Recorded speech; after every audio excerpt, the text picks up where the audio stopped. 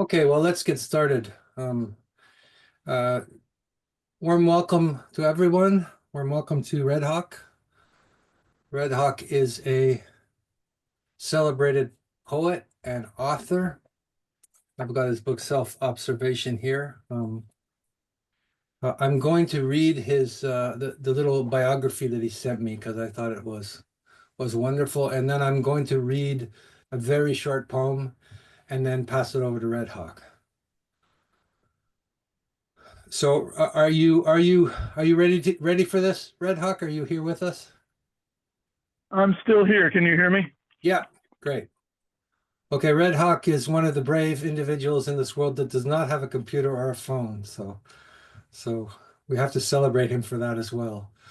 Okay, Red Hawk, aka Robert Moore, is not an Indian name, nor was it ever intended to be one or pretend to be one. It is an Earth name given by Mother Earth many years ago after a 4-day water fast at Buffalo River in an effort to save my life in one of the darkest periods of my life. Given to me during one of the worst ice storms in recent Arkansas history, it was given as an answer to prayer. It came about through conscious labor, prayer, and wish, and was paid for by intentional suffering and remorse. It indicates a deep love and reverence for the earth and how it has shaped my life. It is an honoring of conscience and a source which named me, our Mother Earth. Not acknowledging her gift would be to disrespect her power to name and direct the course of my life. I am her legitimate son. As the illegitimate son of unknown parents, Robert Moore is my adopted name given to me by two people who died of alcoholism. I honor it and them by the way I live my life. So before I pass it over to Red Hawk, I'm going to read a little poem written by my teacher, which is in my mind at the moment. It's also a song. I think Red Hawk would understand these words. So it's called Dark Wine. Last night, I put my lips to your glass and drank this dark wine. Yesterday, I knew my name, but today, in the time of reason, words slipped from my mouth like water tumbling down a mountain stream. Now I am speaking flame and sunlight, and no one but the sky understands me. Your dark wine replaced my reasons, and my reason, and my writings burn. Paper and ink burn in your whispered words. Form was a fool's errand, and emptiness is a child's flight of fancy. In a time of reason, words slipped from my mouth like water tumbling down a mountain stream. Now I am speaking flame and sunlight, and no one but the sky understands me. Now I ask forgiveness 70 times a day. I ask forgiveness, and I drink dark wine. Now I ask forgiveness 70 times a day. I ask forgiveness, and I drink dark wine. Now I ask forgiveness 70 times a day. I ask forgiveness, and I drink dark wine. So Red Hawk, over to you. I think that poem is entirely appropriate for what I'm aiming for with this brief moment. And I think there are poems that I want to read that echo exactly that, the sentiments in that poem. Thanks so much for reading that. I'm grateful. You're welcome. Thank you.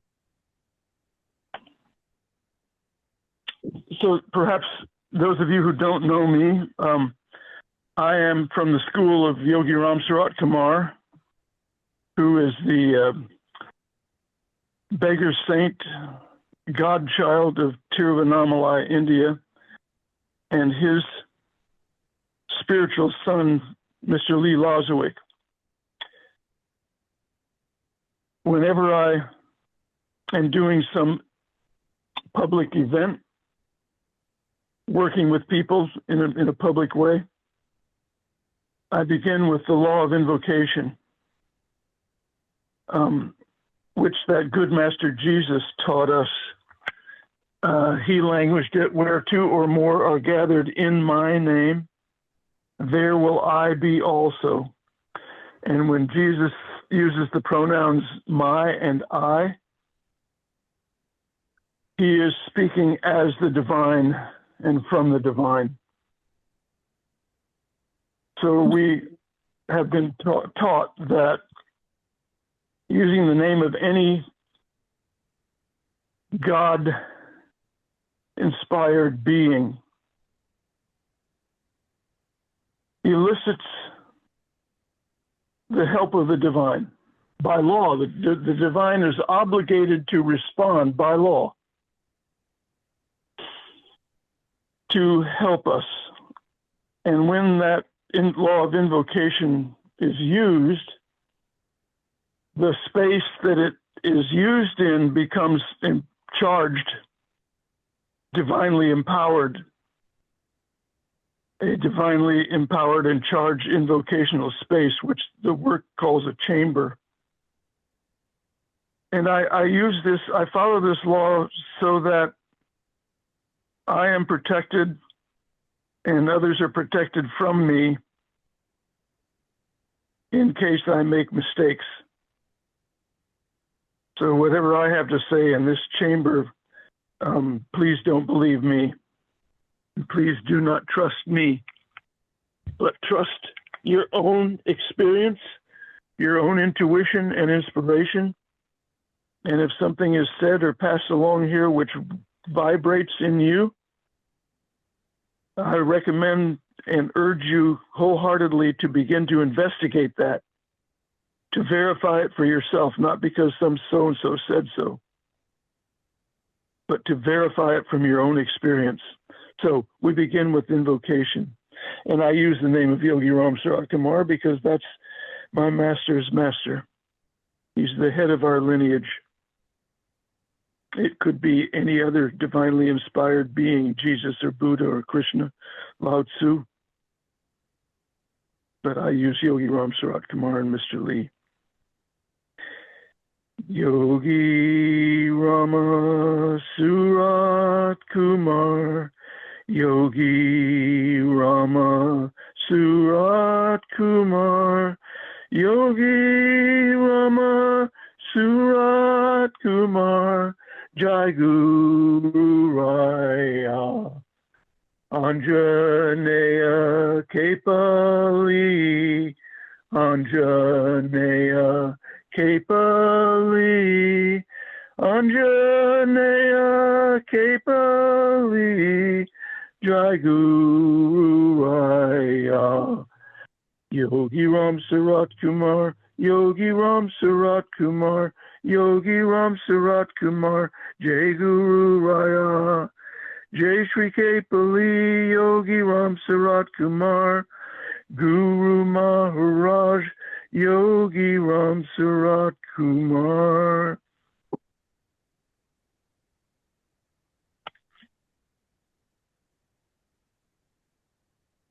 I am going to be reading from the bilingual English-French collection of selected poems from all of my books, published by La Ferme des Joutes and available. Now, if you wish to buy it, it's called Poemes Choice. How do you see, David, how do you pronounce Choisis? How do you pronounce that?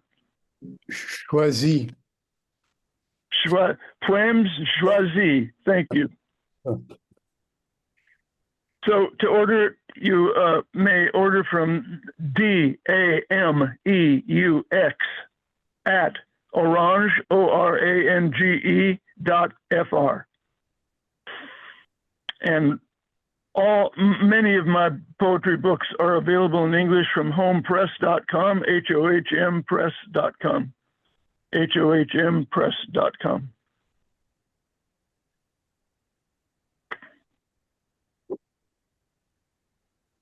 I have been given the task by my guru, Mr. Lee, of representing a certain spiritual practice, which occupies a good part of my life. And that practice is self-observation. So self-remembering and self-observation, it's a single practice with two aspects. So I'm going to begin by reading, and so speaking about self-observation or self-remembering is necessary in words, but it's not enough. One needs some visual image to accompany the words. And so I begin with a poem which uses a metaphor to describe the act of self-observation. What's required of me? The teaching. It is as old as the stones. It came with humans to the earth, and it offers them a way out of the web of sorrows, but at a price.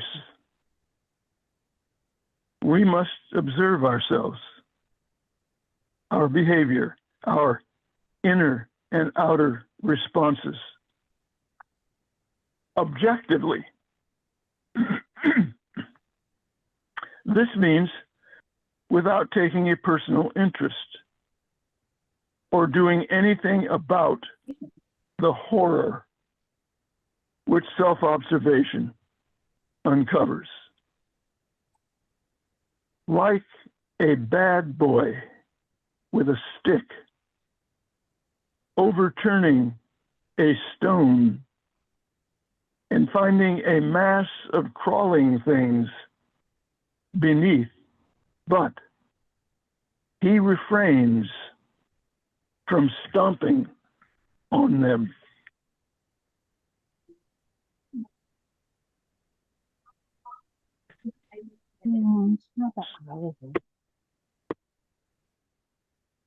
So one of the precious treasures of self-observation, which is a self-correcting mechanism over a long period of time, slowly, self-remembering and self-observation taken together, create a change of heart, which is the only meaningful change in a human being. All other changes are superficial, but a change in heart sends the being in a new direction, but slowly. And what that poem indicates is one of the things that self-remembering and self-observation does is it creates eventually and slowly self-restraint. Such that I don't express my negativity. I don't suppress my negativity. I watch and feel and allow it to be transformed. When I express or suppress negativity, what it does is it discharges the vibratory electrical charge in the central nervous system, and that feeds the ego structure. If I remain still inside, it allows that process of transformation to take place without interference. So this is another poem that demonstrates, and this is a really strong demonstration of what is required in the practice of self-remembering, self-observation. This is the star driller's attention. This poem is for Little Moose. In a dark and narrow tunnel, they kneel, one behind the other, lit only by lamps on their hats, drilling holes for dynamite. The front man holds the 5-foot drill with its star-shaped tapered point. One hand is inches from the butt. His beam is focused on the point. He never looks back. The rear man swings the 12-pound hammer with all his might. His beam is focused on the butt. He never looks away. The rhythmic noise of the blows is deafening in that small, tight place, so their ears are plugged and they never speak. Sometimes the front man will tire and wish to rest. He cannot yell. He cannot turn. So just after the hammer strikes, he places his thumb directly over the butt where the hammer lands. The rear man's beam is focused on the butt. He never looks away.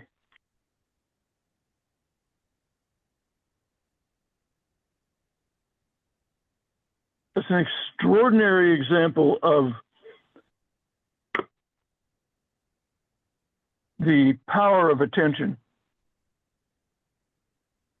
Self-remembering invokes presence, and self-observation invokes attention. And so the practice of presence is the practice of strengthening and stabilizing the attention function, which is one of the being's only two qualities. The being which occupies the body briefly, momentarily, call it a soul, has only two qualities, presence and attention. And it's with attention that we work all of our lives, so that the attention becomes stable enough that at the moment of death, it remains stable and fixed and steady, is not carried away by identification, and moves into the Bardo state as stable attention. Presence and attention are all that's required for the soul to operate in every state, physical or otherwise. So I'm going to stop right there to see if anybody has questions, comments, suggestions, or responses to the two poems I've just read. I'll wait.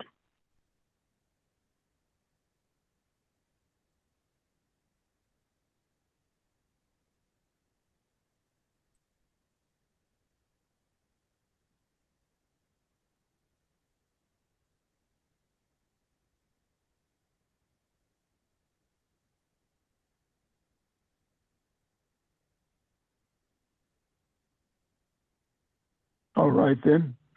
Good. I have a question. Everything is certainly. Hello, this is Michelle. Michelle, my dear friend. Hello. Hello, Red Rock. The second poem describes a very radical situation, like a serious maim or live situation.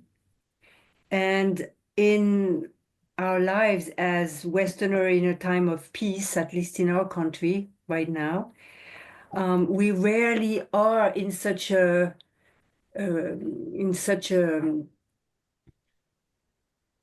necessity, an absolute necessity of attention. Would you say something about this? Yes. Thank you, Michelle.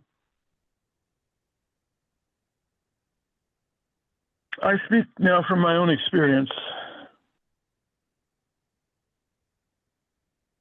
And I can tell you, my friends, from my experience,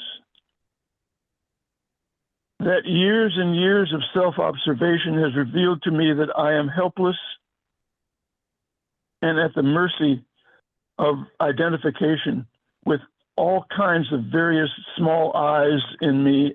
That's the letter I, each of which calls themselves I wish, I want, I like, I don't like. And I am easily carried away. And I am 82 years old. And the Lord of Death hovers very near me. And my situation is desperate finally because I see that all of the efforts I make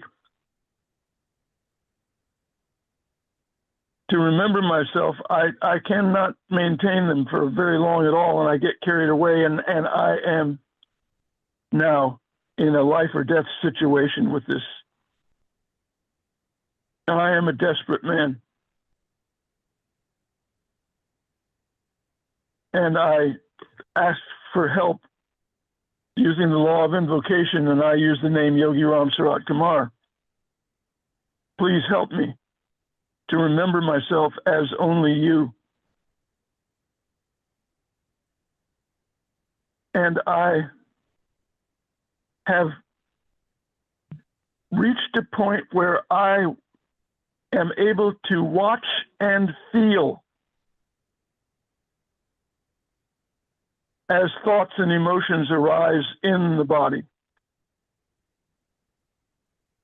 And to have a certain self-restraint so that I can remain actively still, actively passive. This active passivity is an act of will.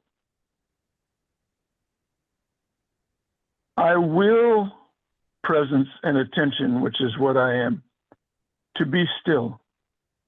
And that reminds me then of the teaching of the good master Jesus, be still and know that I am God. In that stillness, help arrives. In that stillness lies all my hopes,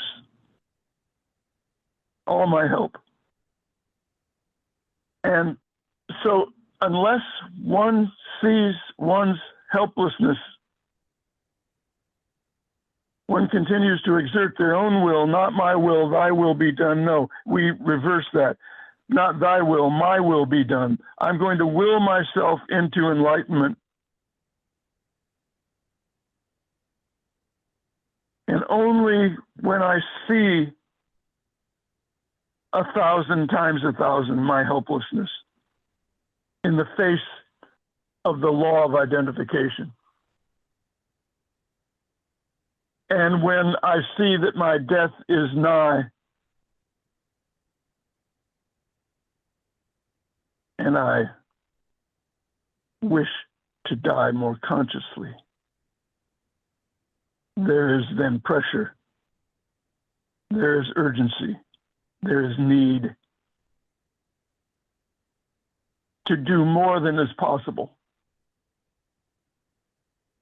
to do the impossible, to stay present.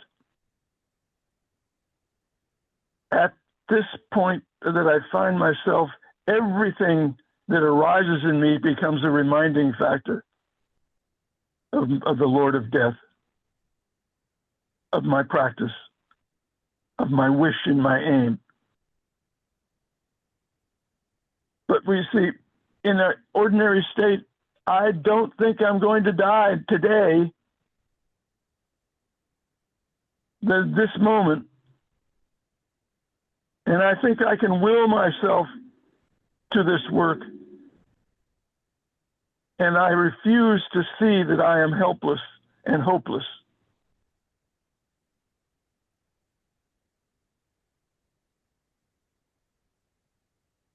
I find myself in the same extraordinary situation as those two men drilling holes for dynamite. It's a desperate situation. And I am easily taken without the help of God. Yogi Ramshaw Kumar, or say Jesus, or Buddha, or Krishna, or Lao Tzu, whoever your name of God is. I can't do it by myself. I can't do it alone. I need help. I need a group. I need to work with others in order to remind myself and to create circumstances. So, Michelle, respond.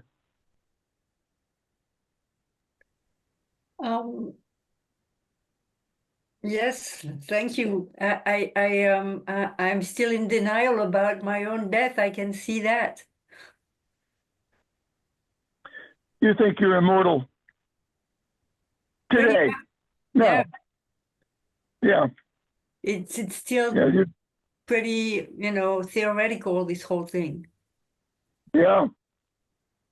And do you see that you are both hopeless and helpless to do this by yourself? No. I know. I still hope that I can do it by myself. Yes. God bless you. Keep working. Keep watching. Thank you. Thank you, Erhard.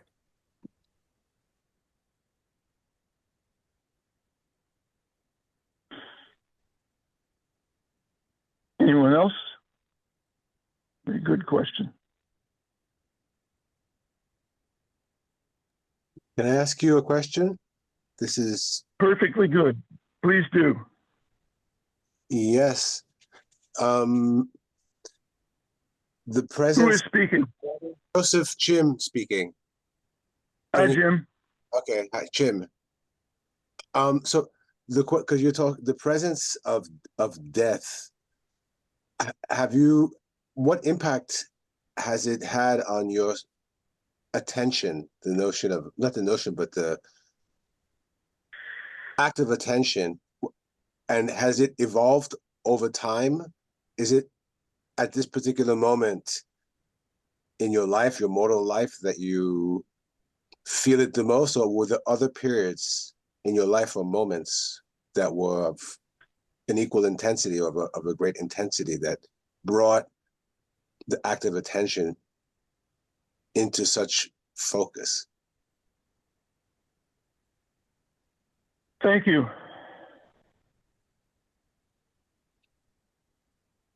When I divorced, 1974, and was separated from my daughters, whom I love and adore with all my heart. That broke me. I was a broken and ruined human. And I didn't know if I could go on living with the pain of that sorrow and grief.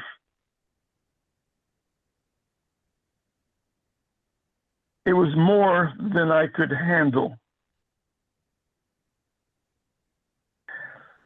And I was faced with the existential choice of living or dying.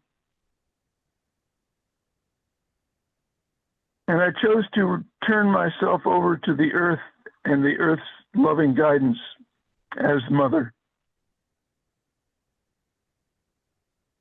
I went to the Buffalo River, which is mentioned in what Andrew read, during an ice storm. And for 4 days, I did a water fast, praying for the earth to help me to show me the right way to live, to show me how to be a decent human being, and to show me what my real name was. I had an adopted name, Robert Moore, from these two parents who adopted me.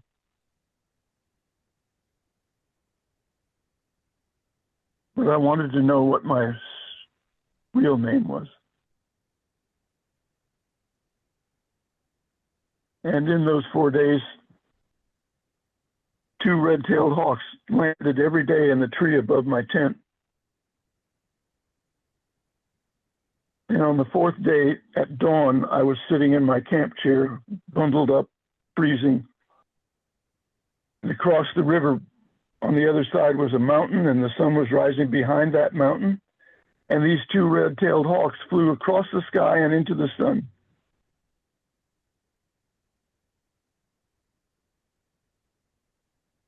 That, my death was very close by at that time. And the urgency was to how to deal with the grief. Well, then many years and time and changes in my life situation. But now I'm in an old body. And I'm with the woman I've been married to for many, many, many years, my second wife, and we adore one another. And every day we hold one another and we kiss each other and we hold hands and we touch, because we both are very aware at our age that this beautiful, beautiful adoration is brief. And even this marriage will be taken from us by death, and our death exerts a real influence on us. And Mr. Gurdjieff recommended that every day I remember my death and the death of whoever I am face to face with. And from that will arise compassion and even love and understanding and forgiveness. So, and Don Juan recommends to Carlos using death as his advisor and his ally, his teacher. We know intellectually we're going to die, but we don't act on it. Can I begin to use the Lord of Death as my advisor, so that I'm quick to forgive, slow to judge, quick to apologize, slow to blame?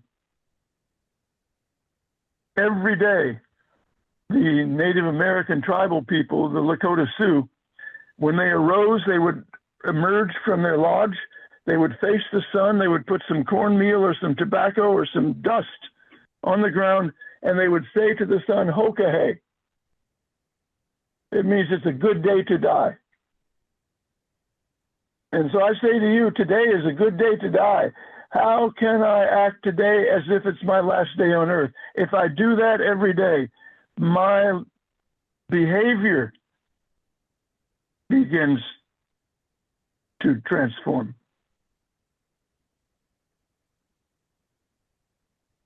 So, thank you. Does that help?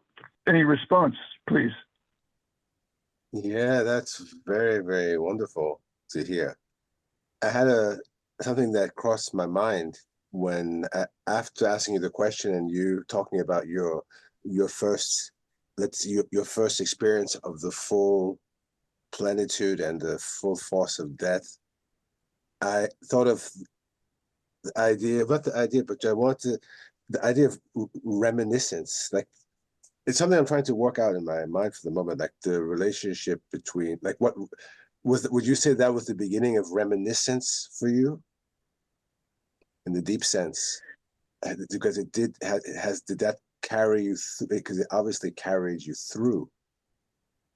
And reminiscence and attention, I was just trying to find any kind of correlation that you could make? And it's a bit of a complicated question, but a correlation between the idea of reminiscence, or the reality of reminiscence, the birth of reminiscence, and the practice of the act of attention. Thank you. I understand reminiscence to mean memory. Have I understood it as the way you're using it? I'm not. That's the question. It's not.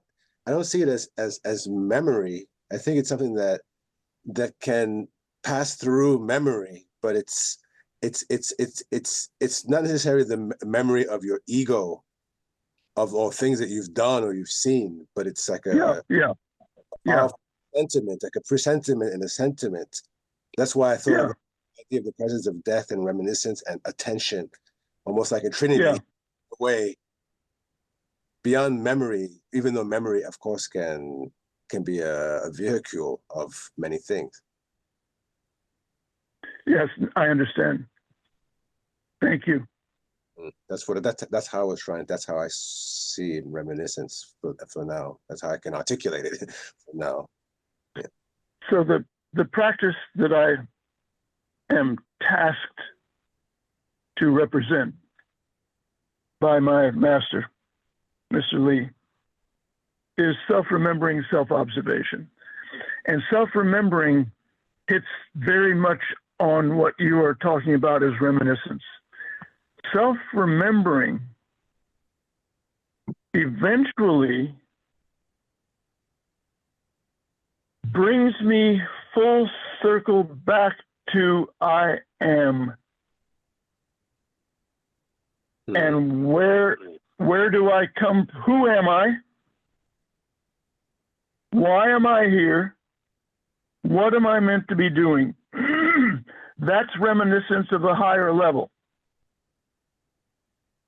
That kind of remembering brings me eventually to remembering God,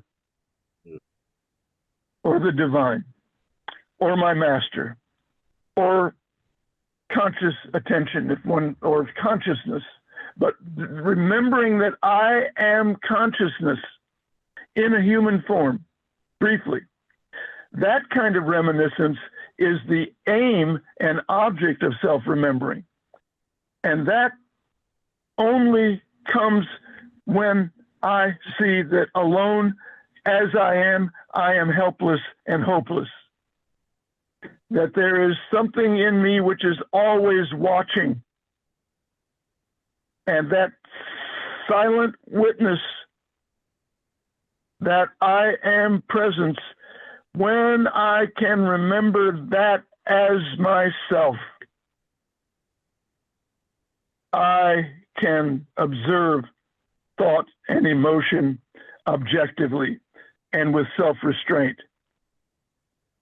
Have I hit on what you are driving at now? That's very, very well. Yeah. Yes, thank you so much. It's an excellent question. Yeah.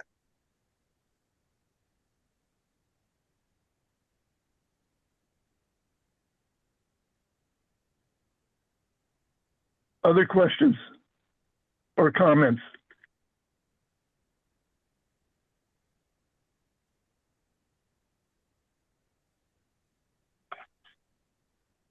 And we'll proceed. I guess I have one question, Red Hawk, Certainly. that's sticking with me. At the beginning, you said there's a need. Who is speaking? This is Andrew. Hi, Andrew. Hey, excuse me. I wanted to know, you said there was a need for an image, right? And this is a poetry salon, like we have poets and we get together and we share images, we share metaphors, poems, things like that. So I wanted to hear what you meant by that and why do we need an image? Thank you, Andrew. Good question. If it's only words, they fall on a certain center and they only go so far, but words are not actions. If I can see the practice in action, visualize it, Now that falls on a different center. And I begin, that's the right use of imagination. Not imagining I'm a certain sort of important so-and-so, but the imaging helps me remember my practice. That's what it means to observe myself. And so the image strikes at a different place than just the intellectual center. It strikes at the emotional center. Now I have two centers at work. And if I'm able to sense my body at the same time, I have three centers at work. And when I'm working with three centers at once, all combined in harmony, that's a very powerful force. And it can enliven my practice to see and to feel at the same time. Self-remembering, self-observation, to watch and feel. And to have this representation helps me have an aim. If it's just words, then my aim is just all words, and they fall down on the ground. In fact, that's such a good question. I think I would like to read a poem addressed to that very subject, and then we can come back to see if this poem is Words Are Not Actions. This is from the Sioux Dog Dance, which is available from Cleveland State University Press. Words are not actions. I have known some, especially in the university, who thought if they gave a fine talk or wrote a long article for the journals, this made them men of action. The Indians knew better. Before a warrior went into battle, he would not speak. He would go into the sweat lodge with others. They would drum and sing and pray. Then for 3 days, he would go into solitude, preparing his heart for his death. When he came out, ready to ride, his woman would hand him axe and bow. No word was spoken. Some came back dead or badly wounded. There would be a big fire. All would gather to hear the tales of battle. The warriors would laugh and laugh, make jokes about each other, tell true stories that were so and not so. They knew the wounds would heal, knew the dead would be fed to the birds. The Indians had a saying, words fall down on the ground like shit from the dogs. Deeds rise up in the sky like the spirit leaving the body. So if I have the words accompanied by an image, I have a direction that I can point in, and the image may help, maybe. Now, respond, please.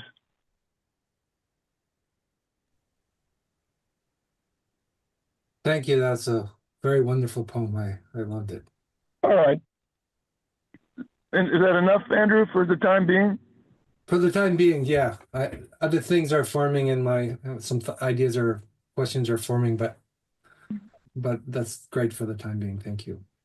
Okay, and here's another poem which is dear to me, and it shows it's again a radical image of a human being not taken by ego structure, but in a state of innocence and ignorance, unknowing, and therefore not limited by the mind and what the mind knows and what the mind thinks and what the mind thinks is possible. This is a poem about the impossible made possible in a moment.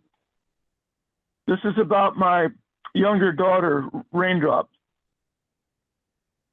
calling the rain spirit. My daughters and I once drove past a spot where trees and grass were on fire. We stopped. 100 degrees, no clouds, nothing to fight the fire with. Raindrop was 5 then. She said she would call the rain spirit, and she did. Eyes closed, she sat there in the back seat, legs crossed, and then she fell right over. She laid totally still. Little Wind and I watched, not sure what to do. A few minutes and she sat up. A few more and the rain came in sheets, so heavy cars pulled over and stopped. The fire was put out at once. I saw it happen. It was child's play. I do not expect you to believe it. I only tell you this because I saw the price we have paid in trading trust for reason. Raindrop knew exactly what to do, and she did it. I saw it. I do not expect you to believe it.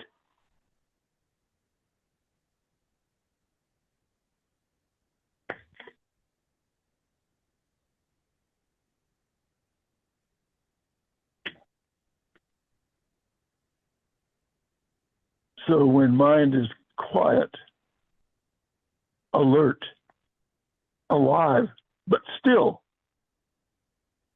not chattering, not imagining, but focused on the but,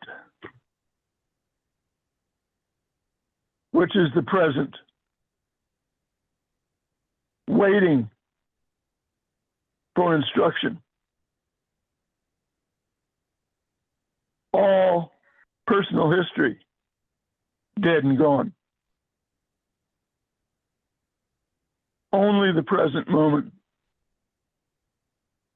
A thought arises, I watch and feel.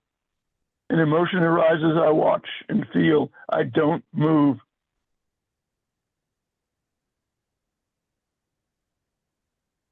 Active stillness.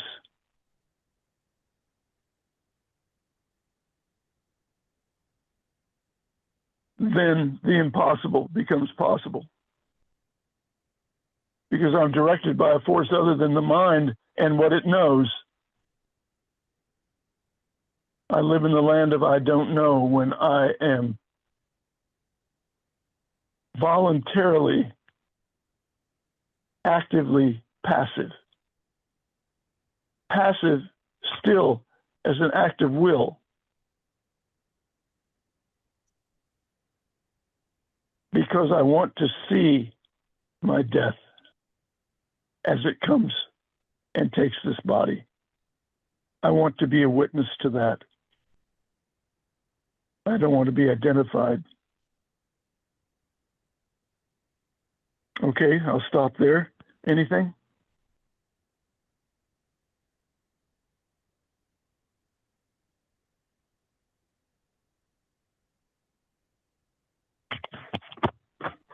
right, I'll go on.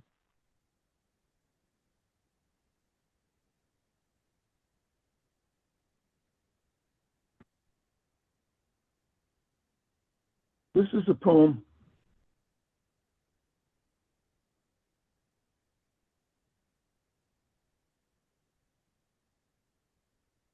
about power. And it's entirely appropriate now if you're living where I live in the United States, because what we see, not only in the United States, but across the world now, is what happens when humans ascend to the highest offices of the land and are seduced and eaten up with power, totally corrupted by power. And we see what they can do. And I will tell you that this poem works on many levels because I was a classroom teacher most of my adult life. So I had a small power, but I had power in the classroom. And I saw how seductive power is. We have the power to hurt others. And I'm reminded of Shakespeare's sonnet, my favorite sonnet, I think it's 94. The title of which is, "They that have the power to harm and do not, and do none." Self-restraint. As parents, we have power.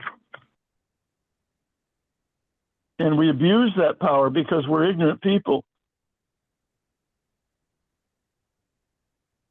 We can't help it.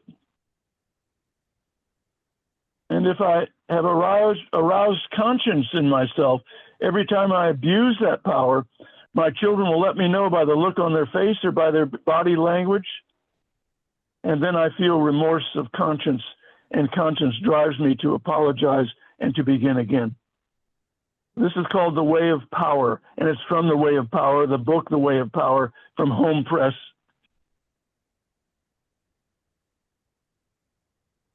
The Way of Power.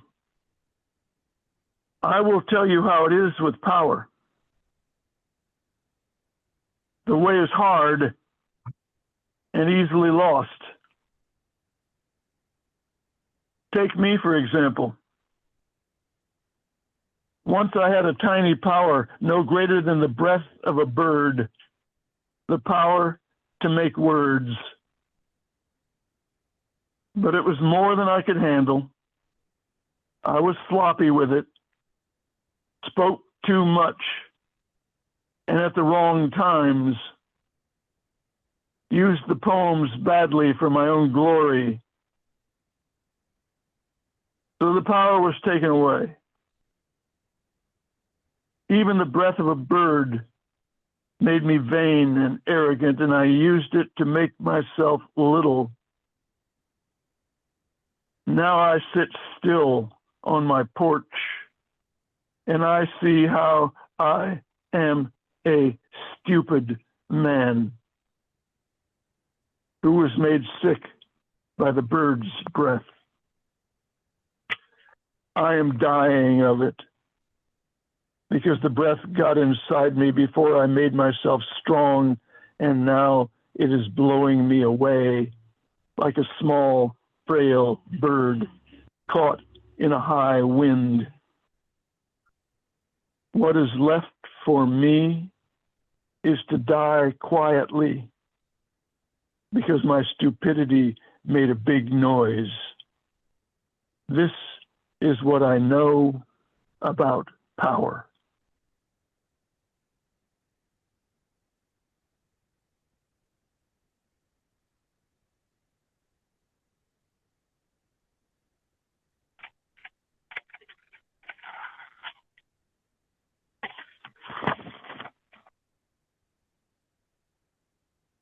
The work teaches that we live on earth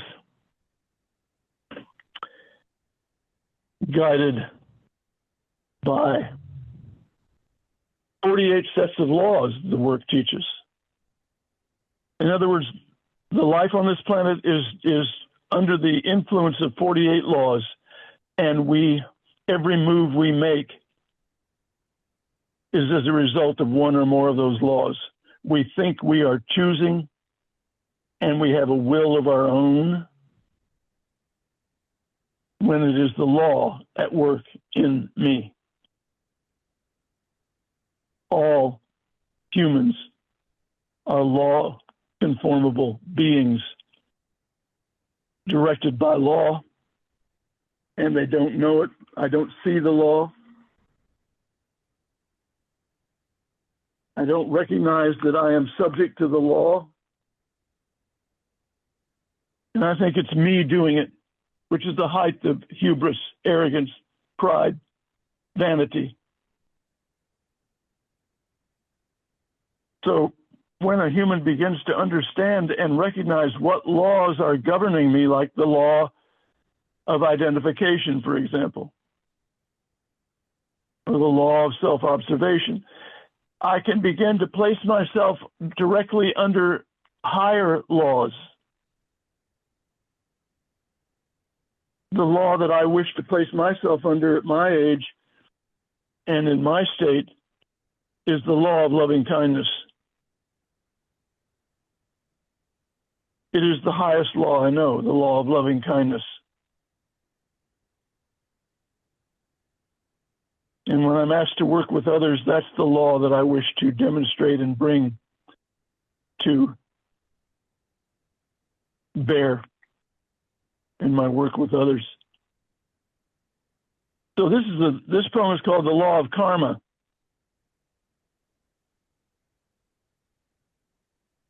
We know nothing of this world, and we have lost our sense of wonder. But there's more going on here than we can possibly imagine with our scientific minds.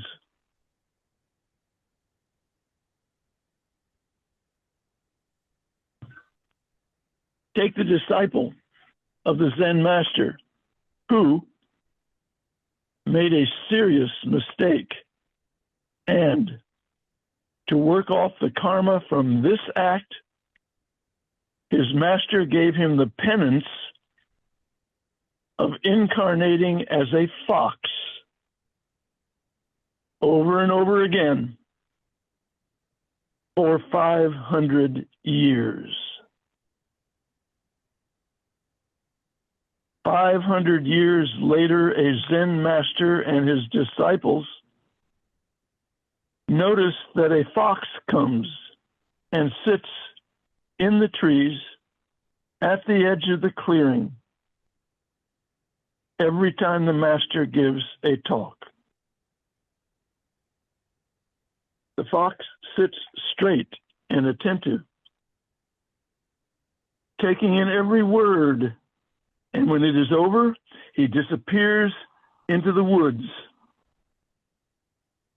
This goes on for many years, until one day the disciples find the fox's body dead in the woods. They take it to the master, who tells them they must bury it with great care and pray for it, as this fox is one of them and will soon be coming back in human form. We are ignorant people. We know nothing of our lives and take no care for our actions or our words, thinking we only pay if we are caught. With our scientific minds, we think the fox sitting at the edge of the clearing is just a fox, nothing more.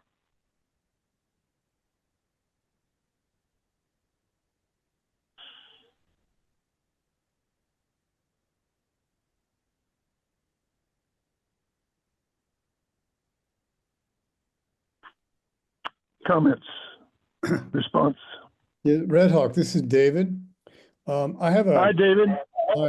this is, your last poem reminded me of this, and it's a frequent consideration is, I'll phrase it this way: how do I work with often being wrong?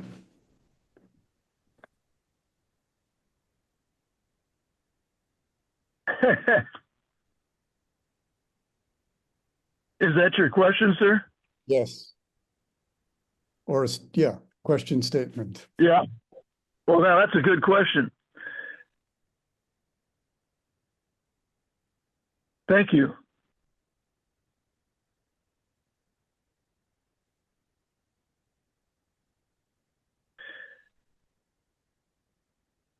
One teacher taught me I can either be right or I can be in relationship, but I can't be both. The moment I think I'm right, I automatically put the other person in the wrong, and therefore no relationship is possible. But the question is, how do I work with being wrong? And I'd like to hear from anyone who is on this call who would like to respond to that question now. It's a good question, and let's consider it together. How do I work with being wrong?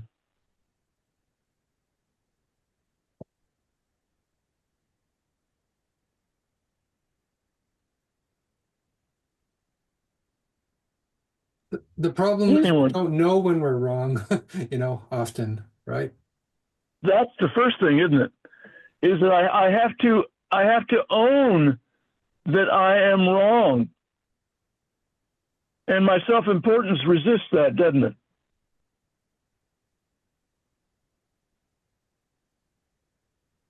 So the first step is to recognize I am in the wrong.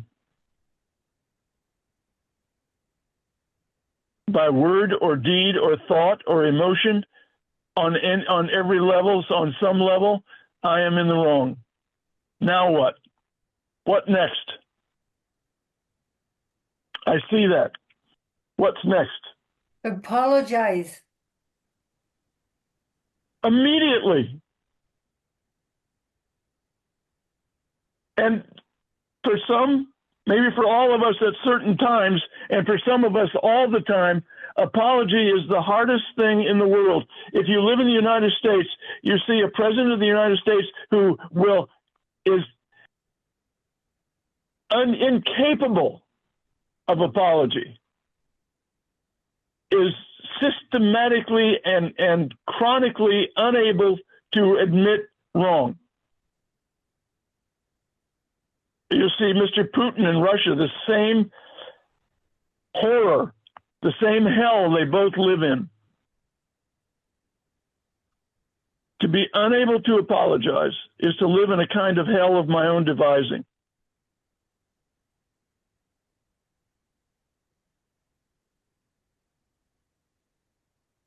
How do I apologize? Ask forgiveness How? 70 times. The poem I read at the Yes. beginning said, ask forgiveness 70 times a day. So One of Jesus's, that good master Jesus, whom I love, one of his disciples asked him, Master, how many times must I forgive? Do you remember what he said? Anybody remember what his reply was? No. 70 times 7, he said, which means, of course, forever.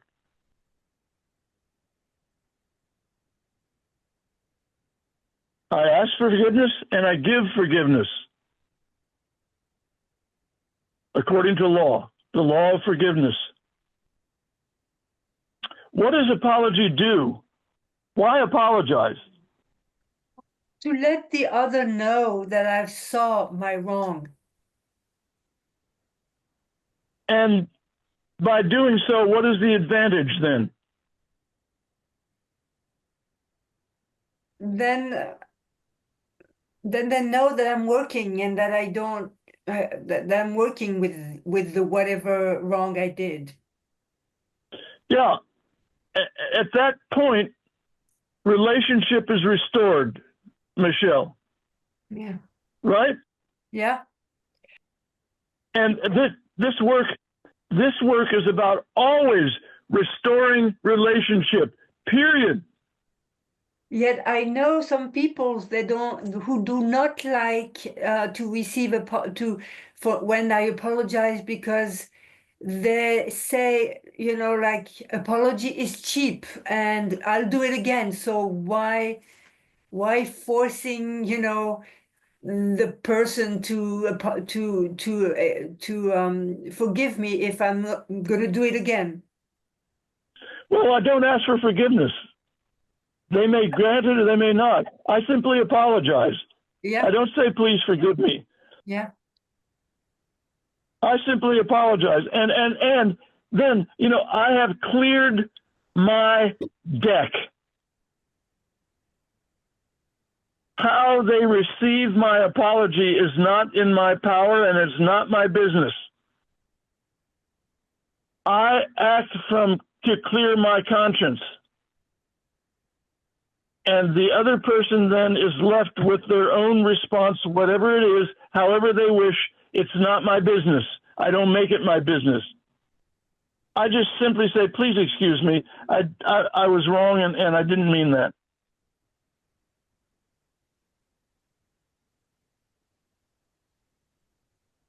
Clear, Michelle?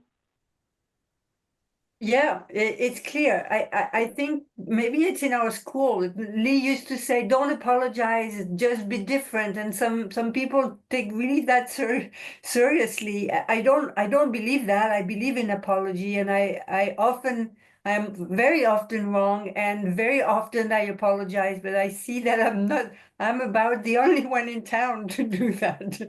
I rarely. Well, good. I rarely hear If you're the an apology. if you're the only one in town who apologizes, then the town is better for your presence. I also believe in the power of apology because I have seen what it does. I have seen how it restores relationship. And I'll give you an example from my own experience. For when I went to live with my first guru, Osho Rajneesh, I had been divorced for a good number of years, and my daughters would come every summer and spend 3 months with me. When I went to live at his ashram, I stopped doing that. My daughters didn't come. I was there for 2 years. And I was a foolish man and a hopeless idiot. So I didn't handle that break well at all. And I wounded my daughters deeply, and they believed I had abandoned them, which in fact I had.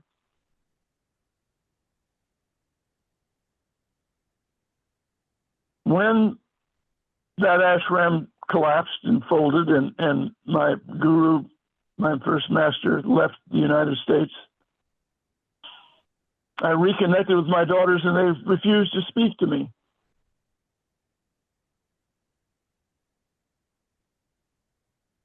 I thought our love for each other was so great that when I reconnected, everything would be fine. Well, it wasn't. And for 10 years, they did not speak to me. And for 10 years, I wrote letters of apology, but I never, ever owned that I had abandoned them. And when I finally got to that and saw that that's what it was, I apologized with all my heart for abandoning them. And when I spoke that truth, it broke the ice, and we began a relationship anew with a lot of history, a lot of beautiful, loving history, and this wound, but I had apologized for the thing which was true. Now, many, many, many years later, my daughters and I have a very beautiful, warm, and loving, kind relationship.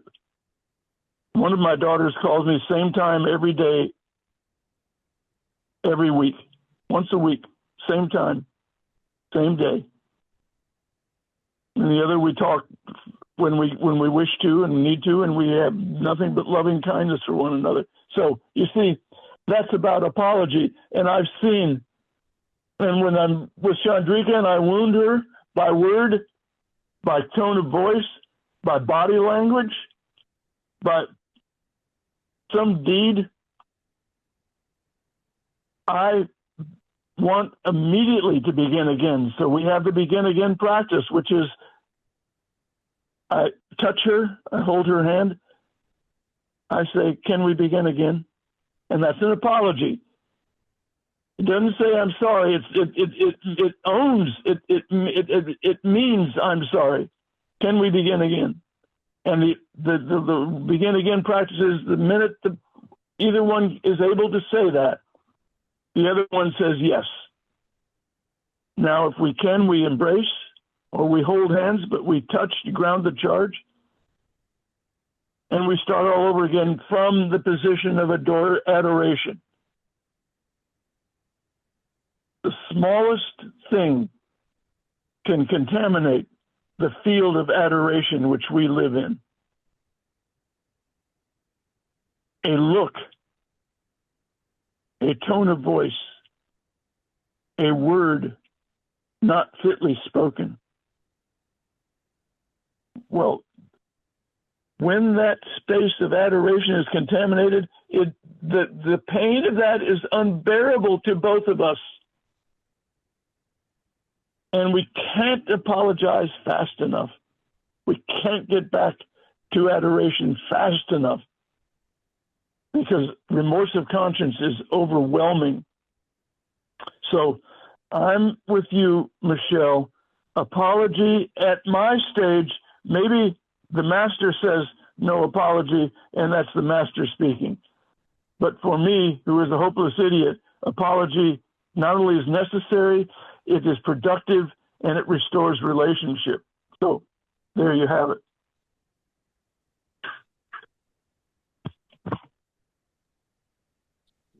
Red Hawk, it's Badra.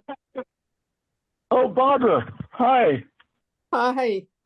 So it occurs to me, I've come to see that I'm here to learn and to evolve. And when I recognize that I have done something wrong and apologize, there is also the imperative for me to learn the lesson from what I had done that was wrong.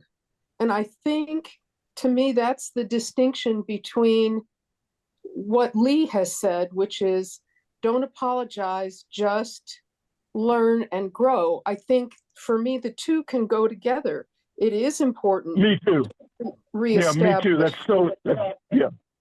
Yeah. So yeah, I think it's important to reestablish relationship and learn the lesson.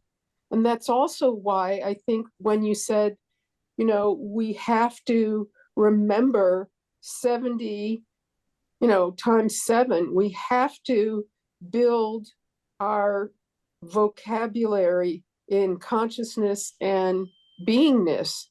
And that's that is the benefit of mistakes or being wrong, so that you can grow and you can learn.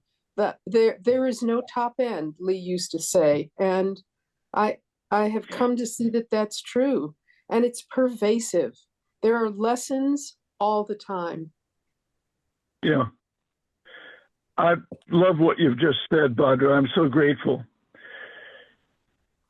The other I know and the other person knows when my apology is from the heart and when it's from superficial. So an apology from the heart elicits the heart of the other. That's a law. Conscious apology from the heart awakens the heart of the other. A heart from obligation. An apology from obligation. A rote apology doesn't restore a relationship. And I want to learn from every mistake. I love what Badra said. There is no top end to my evolution. I will continue once I've entered the path of evolution. And self-remembering, self-observation put me on that path if I'm sincere. Once I've entered that path, there is no top end to it because my intuition about this thing we call God, I like to call it conscious awareness, is in a state of continual evolution. It is always growing and changing and evolving moment to moment. The present is never the same twice. And if I am present and in that field of awareness, I learn from everything. I learn from my right actions and my wrong actions. I learn from creatures, from trees and the wind and the rain. But I learn. And when I have missed the mark of loving kindness, which is my mark, I want to be quick to apologize and get back in that field of conscious awareness.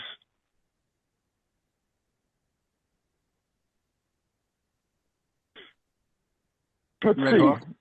Red Hawk? Yes. Yeah. Um, Who's one thing that- speaking? this is VJ. Oh, VJ. Hi. Yeah. Hi. One thing that's occurring to me is what gets us to apologize from the heart? I mean, it can take 10 years to get there. You're a lifetime. In relationship with my wife, it took many years for me to too. really come to a place of a genuine apology. And a part of that was, of course, just my own stubborn ego. But also part of it seemed to be, and it's kind of the same thing maybe, an inability to be with the difficult feelings. It really was more, as much about myself as about the other person. Like being able to be with this painful reality that I had caused this. But once, I mean, so apologies, a real apology. And to me, you know, I know what you're saying about you can't apologize fast enough and like that. But sometimes people give quick apologies. I have done this and not really been with all the feelings that are going on. Someone just apologized to me recently, but it was so quick and there was not really an opportunity to have a discussion. And that's different than a real apology, it seems to me. Anyway, that's something that just is occurring to me. Oh, I really thank you, DJ. I really like that addition to this exchange. Can I stay with the remorse and not use apology to escape the feeling?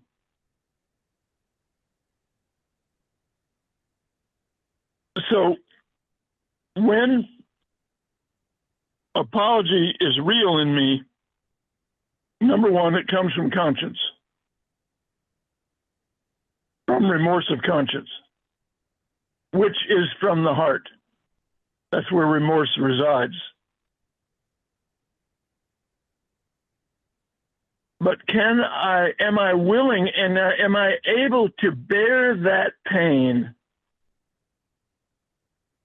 and not try to escape it?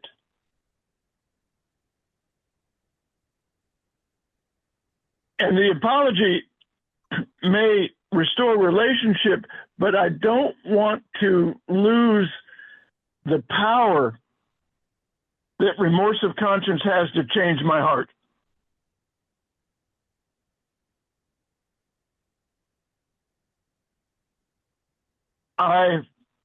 There are some acts I've performed in my life which I have apologized for, in which the remorse remains and may remain all my life. It hasn't left me yet. And that remorse changes the heart. And when the heart changes, that is real evolution. It's revolution and evolution. So I love what VJ has suggested, is that can I stay with the pain I have caused myself and maybe another?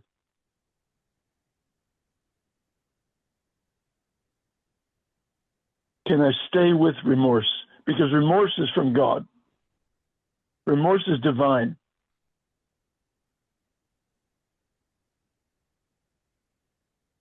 Remorse is what happens when I miss the will of God, which is conscience. When I miss that mark, remorse is the suffering of the Creator in me. Maybe. That's just my intuition about my experience. I may be wrong.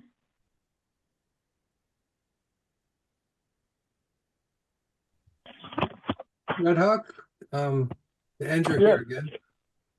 Hi, Andrew. Yeah, I have a hard time distinguishing between shame and remorse. Yeah. Because as I speak and as I talk and as I exist in the world, I know I put on a persona. I know I'm hungry for power. I know I have this many, bad qualities, and I'm constantly berating myself for it. And I don't know when that's productive or when I don't know when that's some sort of Protestant kind of sense of original sin or that I've been brought up in the culture. And anyway, this is a huge topic, it seems to me, but what I like about the poem I read you at the beginning is you apologize 70 times and then you drink dark wine. In other words, there's a joy, there's a remorse, and then there's a joy. That seems to be the right way to do it.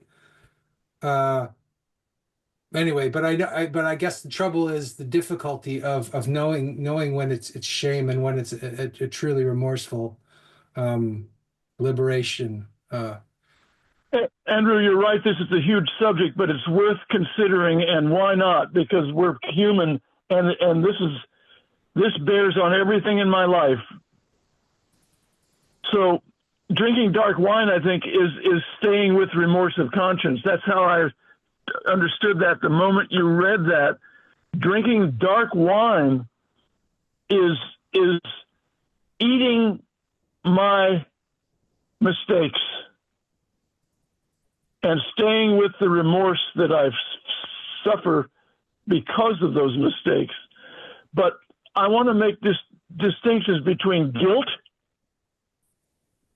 and shame and remorse. Three different things, three different states. I'm going to say they're different states in me. So it's very common that I may mistake guilt for shame. But guilt is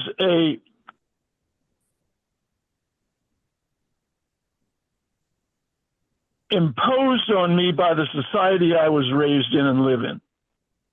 It's external. It's this right and wrong, and it varies from person to person. What's right and what's wrong. It varies from city to city. It varies from neighborhood to neighborhood. If I live on the east side of LA, what's right and wrong is different than if I live in Beverly Hills. So guilt is always external, and it's always imposed from the outside, and it's always a mental construct. Shame is organic. Shame is the beginning, the awakening of conscience. Shame is the seed form of remorse. Fully formed, shame becomes remorse. But its beginning is in shame. If I am ashamed of what I have done, I'm feeling an organic, real response in me. And it's the sign that conscience has awakened in me. There is now an opening in me. There is a direct line of communication between conscience and the being which I am. And as I allow conscience to have more and more say-so, shame evolves. It becomes riper. It becomes more fruitful. It becomes more mature and evolves into real remorse. That's my experience. What's yours?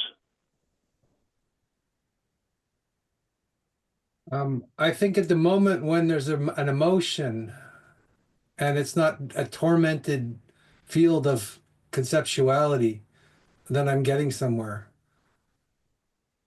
When it's just all kinds of thoughts about myself and about the situation, nothing's really happening. I'm just going around in circles.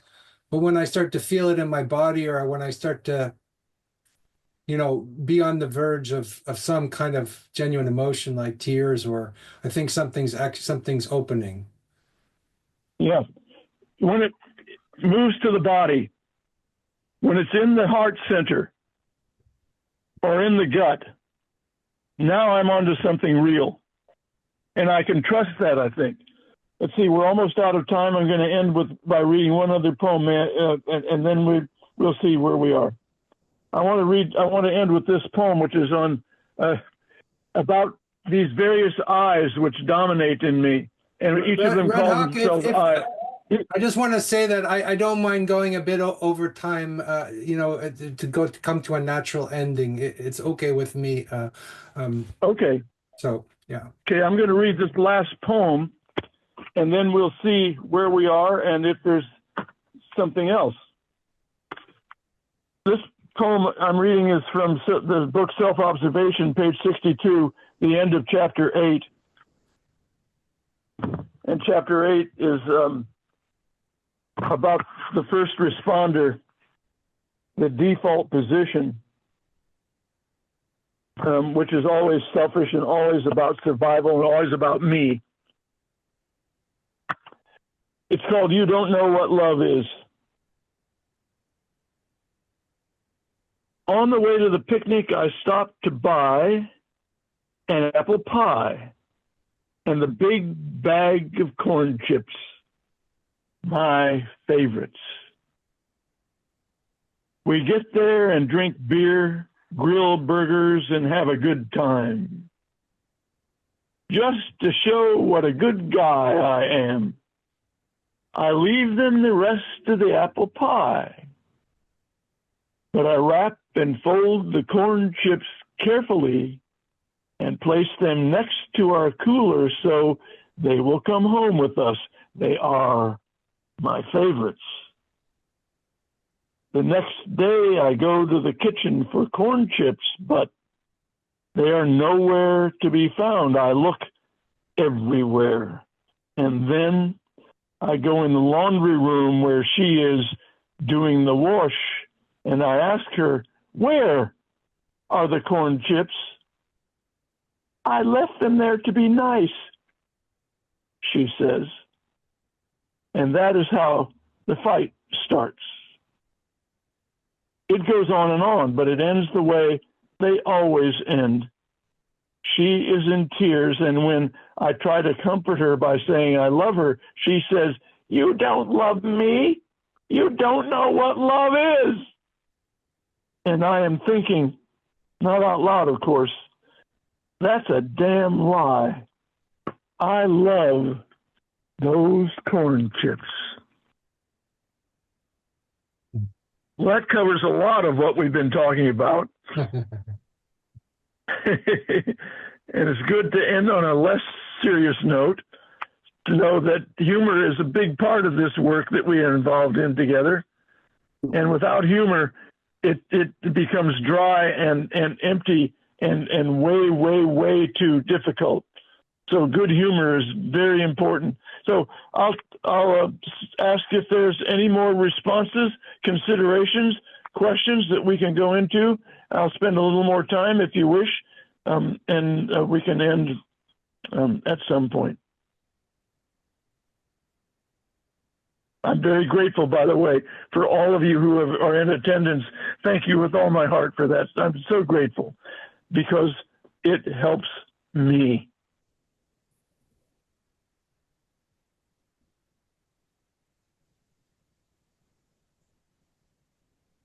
Red Hawk, this is Colette. Colette, hi. Hi. It really strikes me that we kind of come full circle from the beginning of this meeting where there was a question about necessity.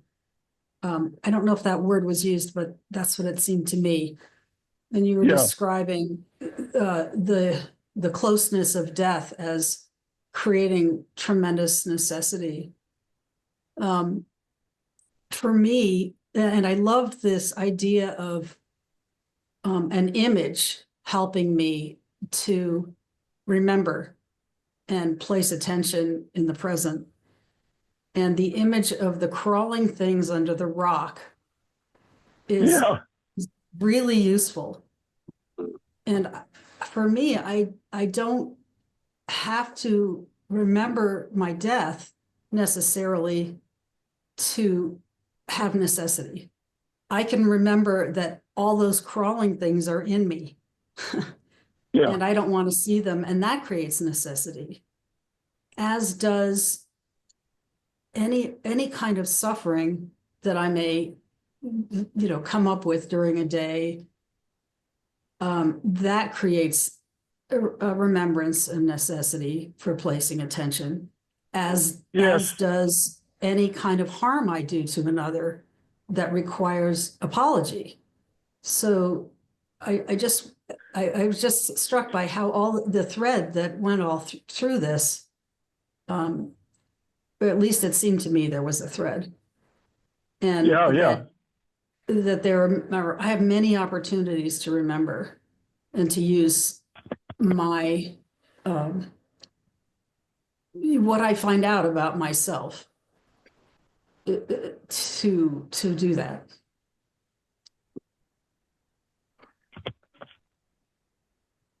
I read one more poem. This is from the Selected Poems Bilingual, and it's from the book Return to the Mother, which is from Home Press. And Return to the Mother is a very unusual book because it involves a dialogue between the poet and Lao Tzu over thousands of years. So the title of each of the poems is 16, each poem is 16 lines, and each poem in that book begins with a quote from the Tao Te Ching, Lao Tzu's quote. And this is the quote. I just read this quote the other day with a group that I'm very much involved with, our Bordello group. So the poem from Lao Tzu, the title is "Conquering Others Requires Force. Conquering yourself takes power." That's Lao Tzu. And it also very appropriate for the times we live in too. Conquering others requires force. Conquering yourself takes power. And then the response is this: the fool confuses fear with respect. Likewise, he confuses force with power. If the trap of clarity is using it to try to change others, rather than seeing oneself clearly, then the trap of power is using it to control others, rather than mastering oneself. Power over others is tyranny. Power over one's habits and functions is enlightenment, not attained by force, but by vigilance and forgiveness. Forgiveness is the power no force can overwhelm.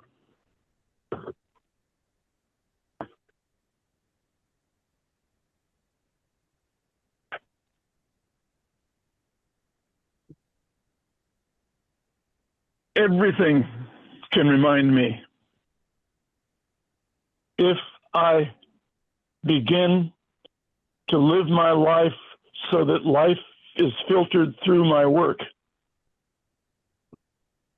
when life becomes filtered through my work, everything, all of life becomes my teacher, not just my death.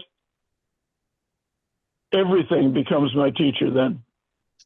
Everything reminds me. I wish to attain to that position where the work is between myself and life as a third force, a reconciling force, a healing force.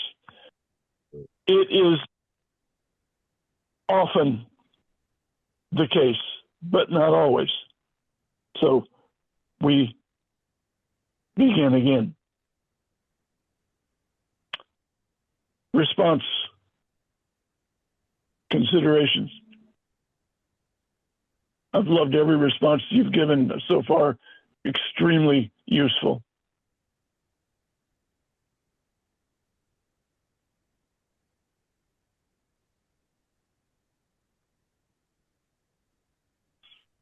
Andrew, is this being recorded, by the way? It is indeed. Can you, when it's, will it be available for others to attain to who weren't able to attend today? Yeah, we put it on a podcast, and I usually I'll get it out in the next couple days, and I'll send you the link. Can you send me via my email a Yes. link so that I can send that to others and they can then participate that way? Yes, I will do that. Yes, and maybe two. Okay, I think this is a good place to end, Andrew. Great. Well, thanks so much. It was really wonderful, Red Hawk. I hope you will come again. I really loved every moment of it. So thanks so much. I've loved every moment of it too. Yogi Ram Surat Kumar, thank you, and thank everyone who is present and contributed in any way but their attention or their questions or words. And I would be very glad to come again on invitation sometime, Andrew. Thank you. Thank you. God bless you. Thank you, Red Hawk. This is Johannes, just letting you know I participated here. You're very welcome. Thank you. Thank you very much. Thank you so much. Thank you. Thank you very much. Thank you, Red Hawk. Welcome. Thank you, Yogi Ram Surat Kumar. God bless you. Kumar.